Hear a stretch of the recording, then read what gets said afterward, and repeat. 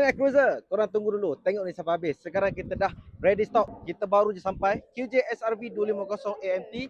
Ada warna hitam dan juga warna silver. Tapi stok pun dah tak banyak. Okay, untuk peminat cruiser sekalian ataupun peminat yang baru nak main cruiser, yang tak tahu lagi, ini adalah model cruiser yang AMT.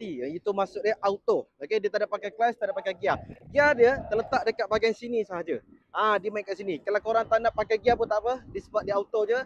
Automatic dia akan auto, dia akan change gear untuk korang. Okay, so harga body macam biasa 17,888 sahaja. Boleh full loan, bulanan pun dalam 300 lebih saja, boleh ikat sampai 7 tahun. So apa yang special sikit pasal motor ni, dia punya horsepower sebesar 27 horsepower dan juga dengan 25 Nm torque. Okay, datang sekali dengan ABS 2 channel, ada traction control, boleh on, boleh off.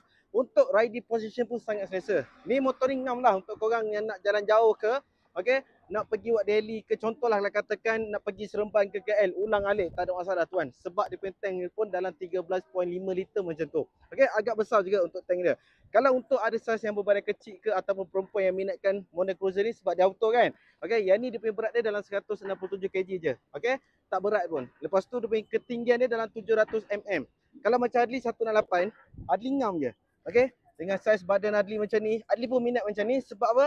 Riding position pun selesa, tak sakit badan nak jalan jauh dan sebagainya. Okay, kalau korang berminat, PM Adli tau. Okay, sebab stok pun dah tak banyak dengan Adli. Ada 4 unit sahaja dengan Adli. Okay, loan cash pun boleh, tak ada masalah. Kita bagi siap sekali penghantaran.